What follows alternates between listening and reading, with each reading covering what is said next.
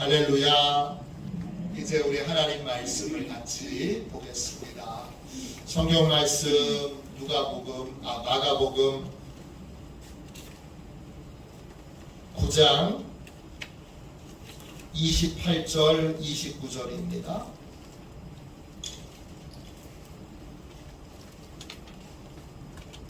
마가복음 9장 28절 29절입니다. 신약 성경책 69쪽 되겠습니다.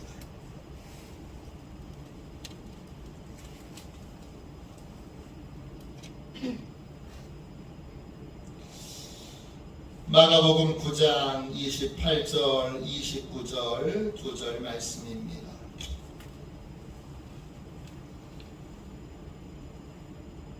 우리 두 절 말씀을 같은 목소리로 함께 읽도록 하겠습니다. 같이 읽습니다. 집에 들어가심에 제자들이 조용히 묻자오되 우리는 어찌하여 능히 그 귀신을 쫓아내지 못하였나이까. 이르시되 기도 외에 다른 것으로는 이런 종류가 나갈 수 없느니라 하시니라. 아멘. 변화의 약속 이런 제목으로 함께 같이 은혜 나누겠습니다. 제가 신학대학 다닐 때 지하철을 타면 순복음교회 성도들이 전도를 하는 걸 보게 됩니다. 그때 순복음교회 신문을 이렇게 나눠주는데 지금도 동일한 이름을 쓸 텐데 그때 순복음교회 신문의 이름이 행복으로의 초대입니다.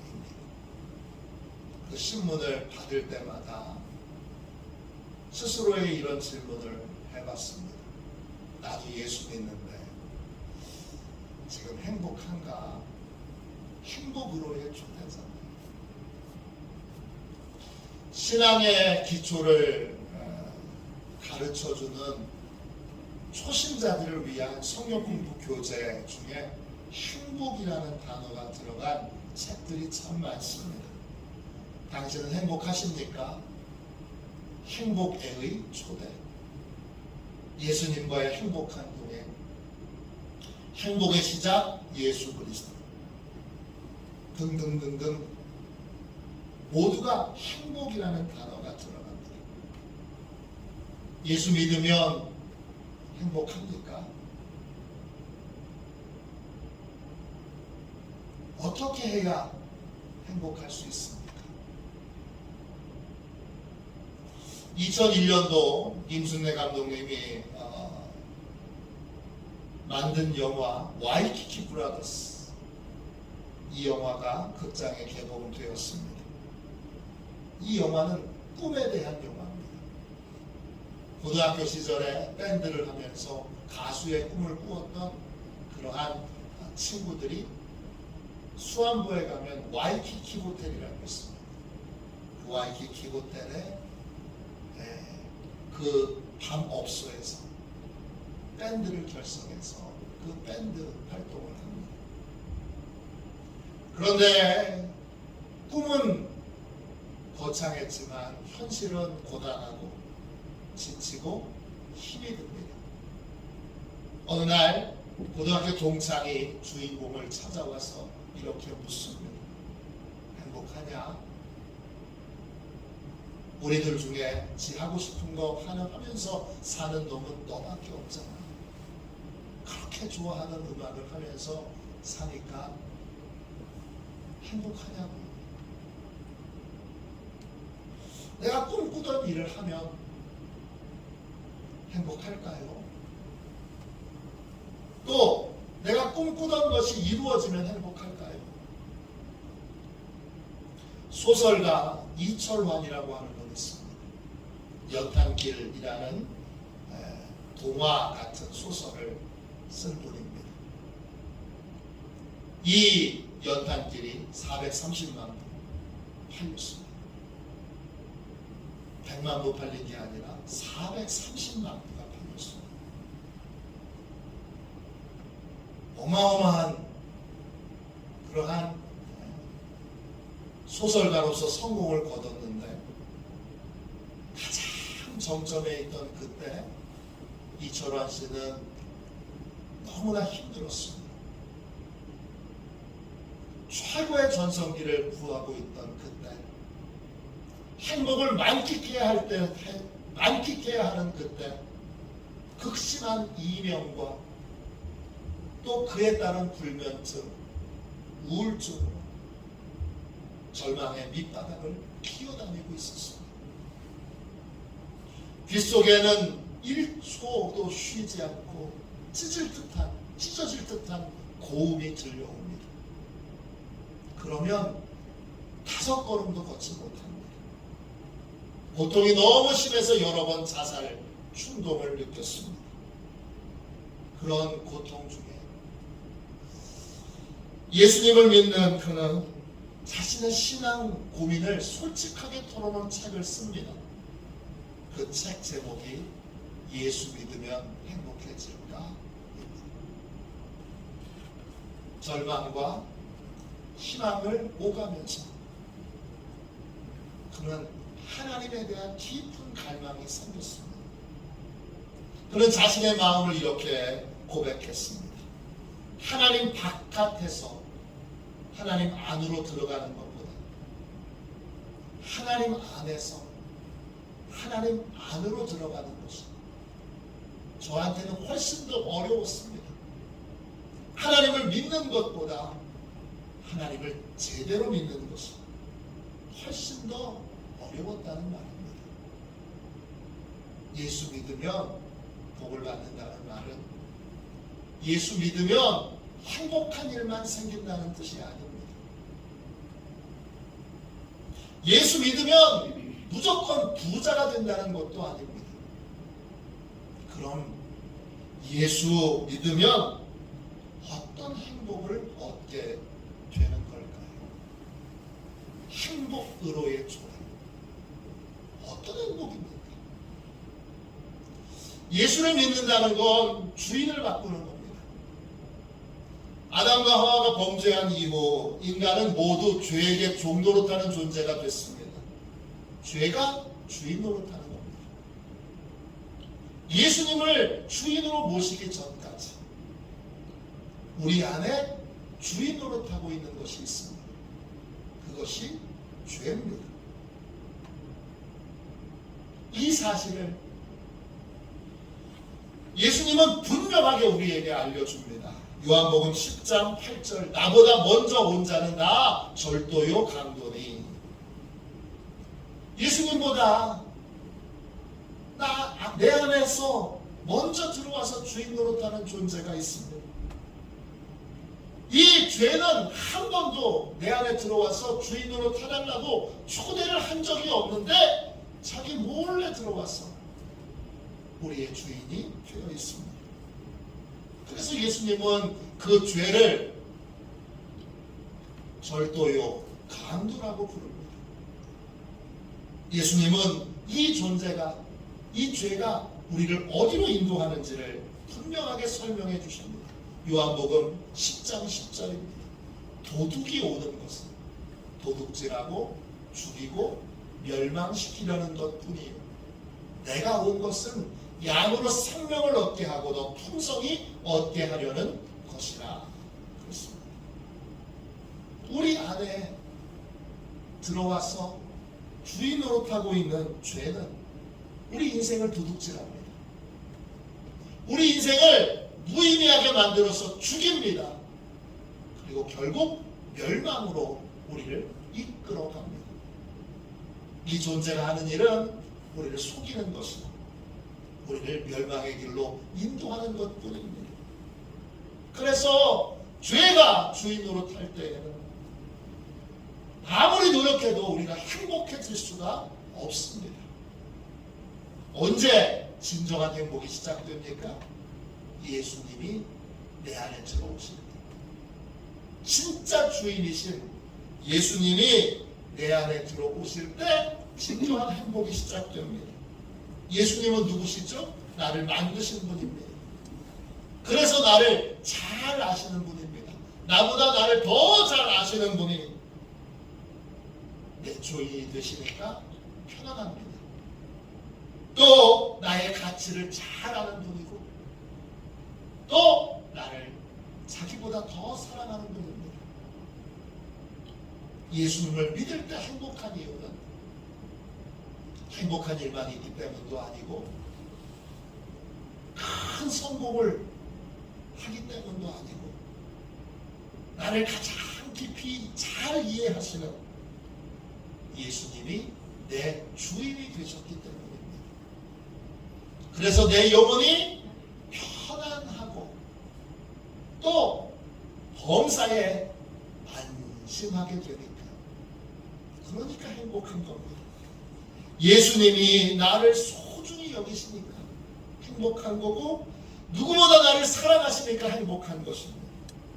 예수님이 나를 존중히 여기시고 나를 귀하게 여기시니 내가 행복하고 기쁜 것입니다. 하나님을 자신의 주인으로 삼았던 그리고 하나님과 함께 동행하는 삶을 살았던 다윗은 자신의 행복을 이렇게 고백합니다. 시편 139편 2절부터 4절입니다. 주께서 내가 앉고 일어섬을 아시고 멀리서도 나의 생각을 밝히 아시오며 나의 모든 길과 내가 눕는 것을 살펴보셨으므로 나의 모든 행위를 익히 아시오니 여호와여 내 혀의 말을 알지 못하시는 것이 하나도 없으시니이다. 다윗은 자신의 행복을 이렇게 고백합니다. 하나님께서 나를 너무나 사랑하셔서 한순간도 내게서 눈을 떼지 못하시고 일어나서 잠자리에 들 때까지 내 일거수일투족을 사랑의 눈으로 지켜보시며 내 생각을 밝히 아시니까 나에 대해서 모르는 것이 하나도 없으시니까 내가 차마 말하지 못하는 것까지 내가 차마 설명하지 못하는 것까지도 하나님이 다 아신다는 겁니다. 내가 어떤 감정으로 지금 어떠한 생각으로 있는지 하나님이 잘 아십니다. 하나님과 교제를 나눌 때 깊은 위로를 받게 되고 마음에 행복을 얻게 된다는 것입니다. 미국의 16대 대통령이었던 에이브러함 링컨은 행복의 길을 이렇게 설명했습니다. 행복이란 우리가 하나님과 연합하는 데 있습니다. 수학자이면서 철학자인 파스칼은 이런 말을 했습니다. 마음에 하나님을 모시고 사는 사람이 가장 행복한 사람입니다. 감리교를 시작한 존 웨슬리는 죽으면서 이런 고백을 남겼습니다. 가장 좋은 것은 하나님이 우리와 함께 계시는 것입니다. 예수 믿을 때 행복합니다. 행복한 이유는 좋은 일만 생기기 때문이 아니고 큰 부자가 되기 때문도 아니고 행복한 이유는 나를 가장 잘 아는 분이 드디어 내 주인이 되셔서 내 인생을 인도하고 계시기 때문입니다. 그래서 평안함을 느끼고 존중받고 사랑받기에 행복한 것입니다. 이 행복을 누리시는 저와 여러분이 되시기를 주님의 이름으로 축원합니다. 그런데 이 행복에 대한 고민은 여기서 끝나질 않습니다. 왜냐? 예수 믿는 우리가 이런 행복을 실제로 느끼며 이런 행복을 실제로 누리고 있는지를 확인해 봐야 합니다. 여러분은 어떻습니까? 예수 믿어서 이런 행복을 실제로 누리며 살고 계십니까? 만약 그렇지 않다면 이유가 뭘까요? 나는 예수 믿는데도 행복하지 않아. 예수 믿으면 마음도 편안해지고 존중받고 사랑받는다는 거예요. 나는 그렇지 않아. 이유가 뭘까요? 오늘 이 부분에 대한 말씀을 같이 함께 나누도록 하겠습니다. 예수님을 믿는 걸 삶의 주인을 바꾸는 것이라고 이미 말씀을 드렸습니다. 그런데 삶의 주인이 바뀌어야 되는데 예수님을 나의 주님, 나의 하나님으로 영접하고도 문제가 하나 있습니다. 뭐냐? 내 안에 있는 옛 주인이 쉽게 내 안에서 나가려고 하지 않습니다. 주인이 바뀌었다는 걸 알려줘도 십자가에서 죄값이 다 치러져서 값이 치러졌으니까 나가야 한다는 걸 설명해줘도 순순히 나가질 않습니다. 그럼 어떻게 해야 되죠? 옛 주인인 죄를, 악한 영들을 쫓아내야 합니다. 문제는 어떻게 쫓아낼 수 있느냐는 겁니다. 어떻게 쫓아낼 수 있습니까? 오늘 본문에 예수님의 대답이 나옵니다. 29절입니다. 기도 외에는 다른 것으로는 이런 종류가 나갈 수 없느니라. 우리 안에 들어와 있는 옛 주인은 순순하게 나가지 않습니다. 쫓아내야 합니다. 옛 주인을, 이 죄를 쫓아내는 것, 그 도구가 믿음의 기도입니다. 믿음의 기도로 영적 싸움을 싸워 옛 주인을 몰아내야만 우리는 예수님이 진짜 주인 되시는 행복한 삶을 살 수 있습니다. 오늘 본문 말씀이 어떻게 이 영적 싸움에서 승리할 수 있는지를 우리에게 알려주고 있습니다. 예수님께서 베드로와 요한과 야고보를 데리고 높은 산으로 올라가셨습니다. 나머지 9명의 제자들은 밑에서 기다리고 있는데 한 아버지가 제자들을 찾아옵니다. 그의 아들이 귀신이 들려 있습니다. 이 아버지는 자기 아들을 고쳐달라고 제자들을 찾아오게 됩니다. 귀신에 사로잡힌 이 아들은 그 인생이 너무나 비참합니다. 마가복음 9장 18절 보세요. 귀신이 어디서든지 그를 잡으면 거꾸러져 거품을 흘리며 이를 갈며 그리고 파리해지는지라. 내가 선생님의 제자들에게 내쫓아달라 하였으나 그들이 능히 하지 못하더이다. 귀신이 이 아이를 잡고 있습니다.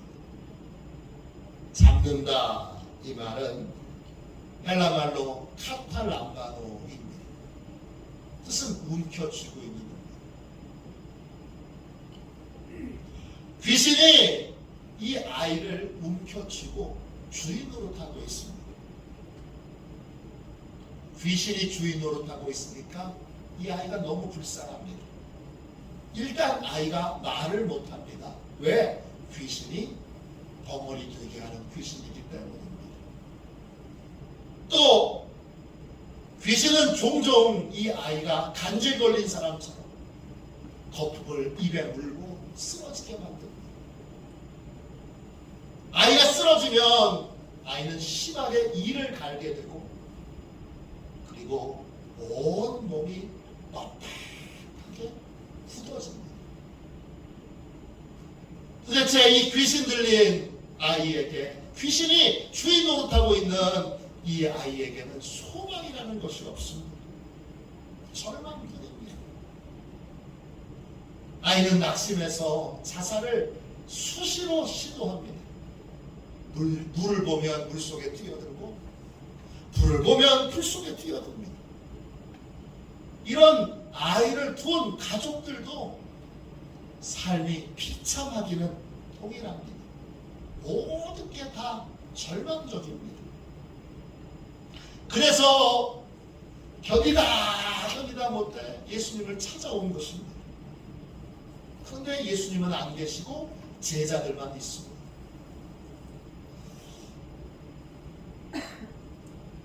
이 아버지는 제자들에게 아이에게 주인 노릇하고 있는 귀신 좀 쫓아달라고 간곡하게 부탁을 합니다.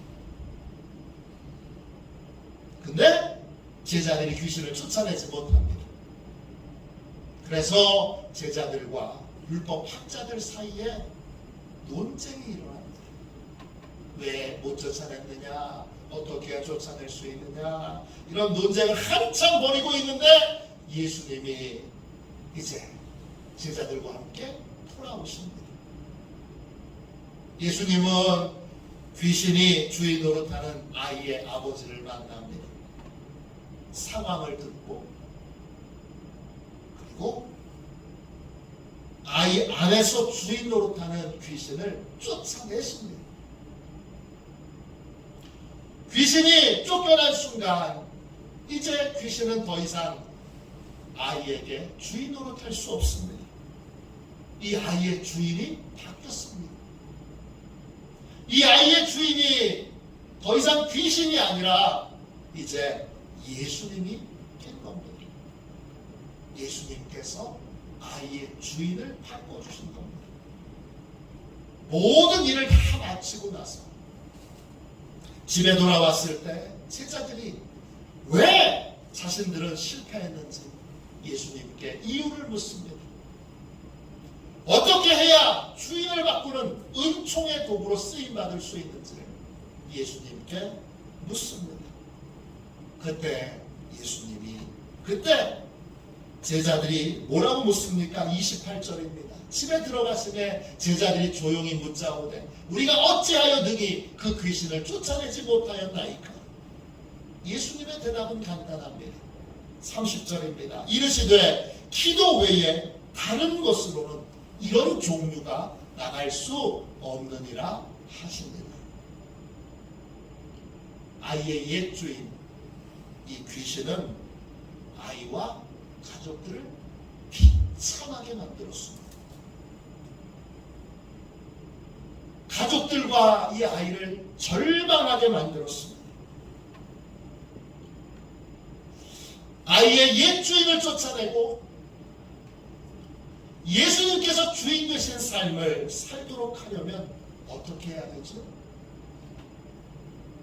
영적 싸움을 하는 기도가 필요합니다.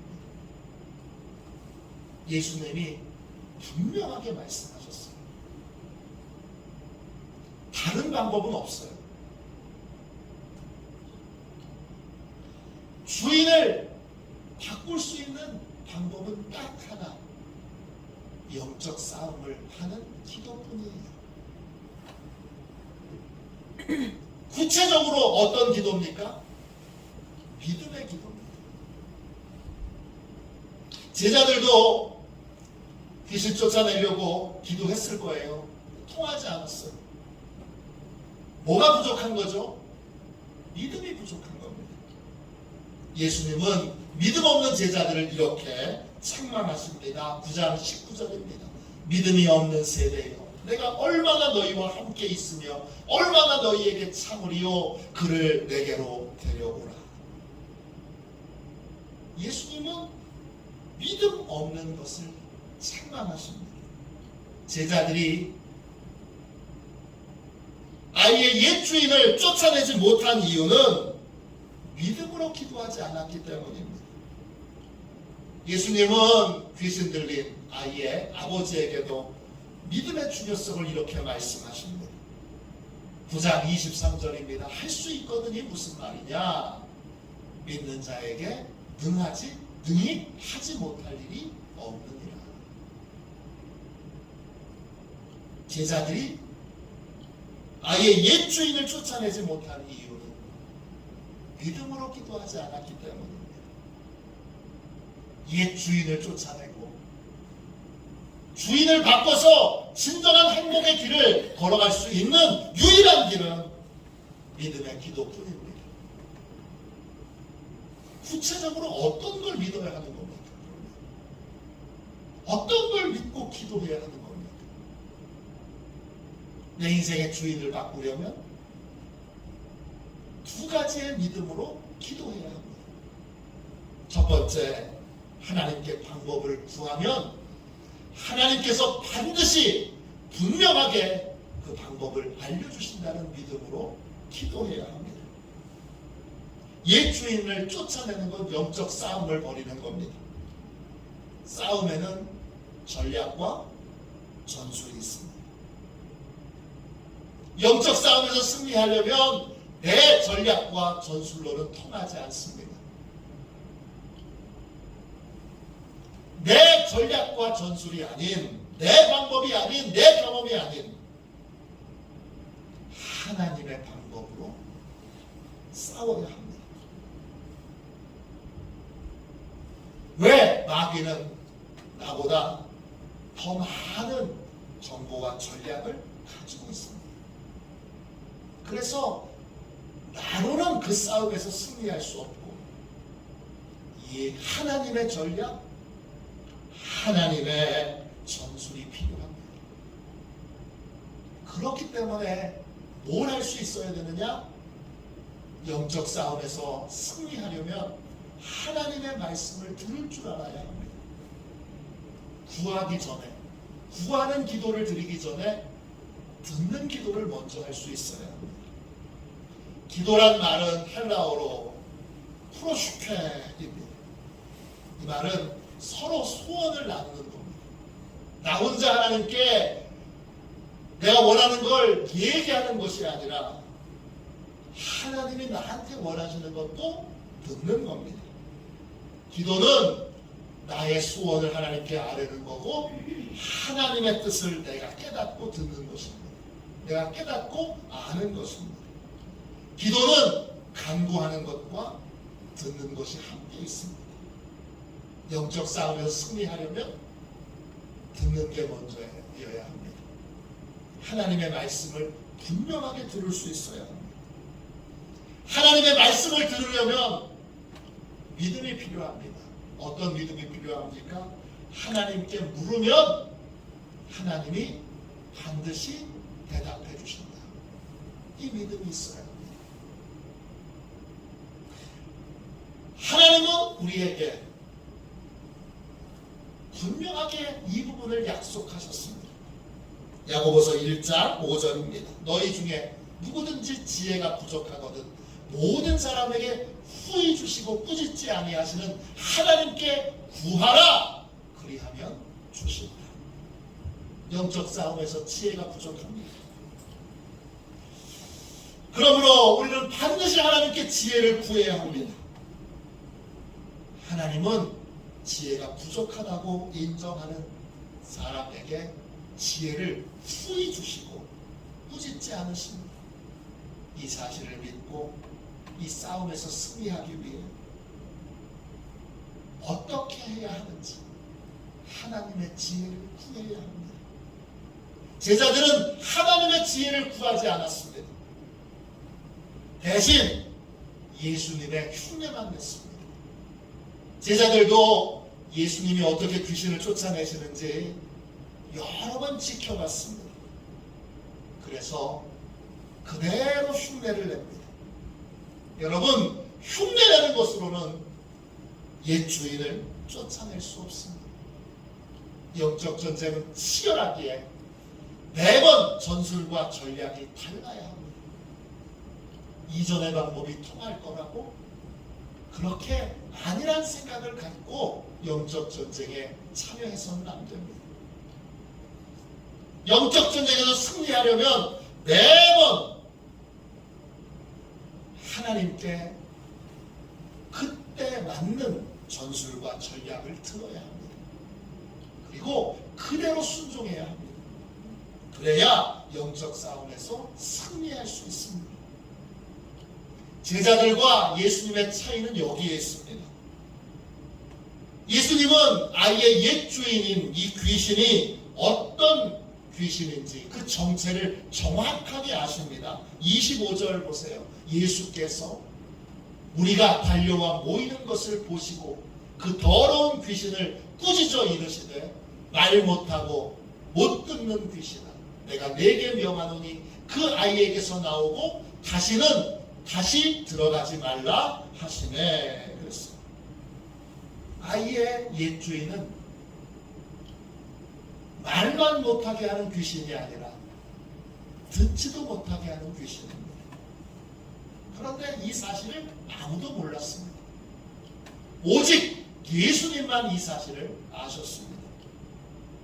세번역 성경으로 보면 더 정확한데 세번역 성경엔 이렇게 되어 있습니다. 예수께서 무리가 어울려 달려오는 것을 보시고 악한 귀신을 꾸짖어 말씀하셨다. 벙어리와 귀머거리가 되게 하는 귀신아, 내가 네게 명한다. 그 아이에게서 나가라. 그리고 다시는 그에게 들어가지 말아라. 아무도 몰랐던 옛 주인의 정체를 예수님은 정확하게 아셨습니다. 어떻게 아셨죠? 하나님께 묻고 하나님께 들었기 때문입니다. 그렇기에 영적 싸움에서 승리할 수 있었던 것입니다. 믿음으로 기도해야 되는데 첫 번째 믿음은 뭐냐? 하나님께 물으면 하나님이 반드시 답을 주신다는 믿음입니다. 두 번째, 내 인생의 주인을 바꾸려면 어떤 믿음으로 기도해야 합니까? 전능하신 하나님께 옛 주인을 몰아낼 수 있는 권세와 능력이 있음을 믿고 기도해야 합니다. 하나님께 권세와 능력이 있습니다. 옛 주인을 능히 쫓아낼 수 있는, 몰아낼 수 있는 내 옛 주인인 죄를, 또 악한 영을 능히 쫓아낼 수 있는 권세와 능력이 하나님께 있습니다. 그러면 우리는 어떻게 해야 되죠? 그 믿음으로 하나님께 옛 주인을 쫓아내 주실 것을 부르짖어 구해야 합니다. 언제까지 구해야 되죠? 완전한 승리를 얻을 때까지 부르짖어 구해야 합니다. 옛 주인을 완전히 쫓아내고 예수님이 온전히 내 인생의 주인이 되실 때까지 부르짖어 기도해야 합니다. 중간에 어떤 일이 있더라도 기도를 멈추거나 중단하지 말아야 합니다. 하나님의 능력을 믿고 끝까지 부르짖어 기도해야 합니다. 야고보서 1장 6절 7절입니다. 오직 믿음으로 구하고 조금도 의심하지 말라. 의심하는 자는 마치 바람에 밀려 요동하는 바다 물결 같으니 이런 사람은 무엇이든지 죽게 얻기를 생각하지 말라. 옛 주인은 하나님의 능력을 의심하도록 우리를 계속 공격합니다. 계속 하나님의 사랑을 의심하도록 우리를 공격합니다. 이 공격이 있을 때마다 흔들리지 말고 우리는 굳건하게 하나님의 능력을 믿고 부르짖어 기도해야 합니다. 그럴 때 하나님께서 옛 주인을 몰아내시고 예수님께서 주인 되신 진정한 행복의 삶, 참 평안의 삶을 살도록 우리에게 완전한 승리를 주실 것입니다. 예수님을 믿으면 행복합니다. 이때 행복은 예수님께서 주시는 평안과 안식을 누리는 것입니다. 예수님이 주시는 사랑과 기쁨을 맛보는 것입니다. 이런 행복을 누리려면 예수님이 내 인생의 주인이 되셔야 합니다. 그런데 예수님을 영접했더라도 옛 주인이 그냥 내 안에 남아서 주인 노릇을 하려고 합니다. 옛 주인은, 이 죄는, 이 악한 영들은 거짓말에 능합니다. 그래서 우리를 얼마든지 속일 수 있습니다. 옛 주인의 속임수에 넘어가지 않고 우리는 믿음으로 옛 주인을 쫓아내야 합니다. 그래야 행복합니다. 옛 주인을 쫓아낼 수 있는 방법은 딱 하나, 믿음으로 기도하는 것뿐입니다. 믿음으로 하나님께 방법을 구하면 하나님이 알려주신다는 믿음으로 기도해야 합니다. 옛 주인인 이 죄를, 악한 영들을 쫓아낼 수 있는 권세가 있음을 믿고 온전히 쫓아내 주시도록 부르짖어 기도해야 합니다. 이것만이 진정한 행복을 누릴 수 있는 유일한 길입니다. 다른 길은 없습니다. 다른 방법은 없습니다. 오직 하나, 영적 싸움에서 승리해야 참된 행복을 누릴 수 있습니다. 믿음으로 기도하는, 믿음의 기도로 영적 싸움에서 승리하는 저와 여러분이 되셔서 다 예수님 안에서 행복과 기쁨과 평안을 누리시기를 주님의 이름으로 축원합니다. 축원합니다.